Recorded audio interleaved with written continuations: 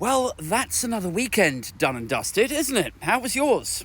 Mine was pretty full on. I'm on day 16 of no alcohol. My mental health is all over the place. I'm spiraling on an hourly basis. Hope your weekend was good. Did you overdo it? Did you have a lack of sleep? Are you on weekend jet lag?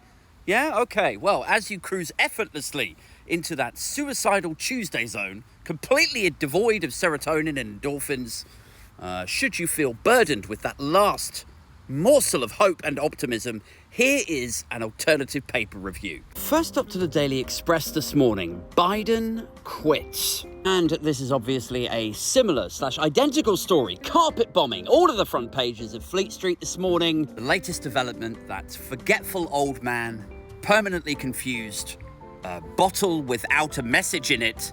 Joe Biden has agreed to abandon his bid for re-election in November. What does this mean for the prospect of one Donald Trump recapturing the American vote, re-entering the White House? Well, it's difficult to say at this stage. Obviously, Biden is not now going to be the Democratic Party's nominee, so it will be somebody like, what's that guy's name? Pete Buttigieg. I never know how to pronounce his name. Or Gavin Newsom is another option, who I actually personally would quite like to see up front and centre. But a lot of people are saying Kamala Harris. Now, the reasons for that are pretty clear, I think. I mean, firstly, she's the current vice president, so she has that breadth and depth of experience. Second, she's a woman, and given Trump and J.D. Vance's history of saying unfortunate things about women's reproductive rights, and the Donald's history of being successfully prosecuted as a rapist, that's going to make it that little bit easier for the Democratic Party to corner that hard-to-get female vote. So she's got that in the bag too. But finally, and possibly most importantly, because her name was on the ticket and therefore the documentation and the current accounts for Biden-Harris, now Biden has stepped down, Kamala Harris still has her name on those bank accounts, on those donations. So she has a right to the war chest. Like, it basically means that all of the campaign funding is all tied up already with a nice little bow. So it would be difficult, I think, to persuade the Democratic Party to go for a Gavin Newsom, to go for a Pete Buttigieg, whatever his name is, when arguably that would mean returning all of those donations and then asking for them very nicely again. Like, could they do that in the time that they've got? Also, we've already seen Bill and Hillary Clinton endorse Kamala Harris's presidential bid, and the Bidens themselves have now endorsed her. Basically, it's going to be Kamala Harris is going to be the nomination. But is she just going to inherit it straight off the bat? Or are they going to do some sort of little showy contest and then crown her? That is still very much, we don't know. What we do know is that from the second that Biden agreed to step down, the stage was set for the most misogynistic and racist campaign that you have ever envisaged. You would think in an election where the female vote is likely to be, if not the deciding factor, then one of the core pillars of who decides who is going to go into the White House, you would think that the Republicans would just pause for thought for a second, wouldn't you?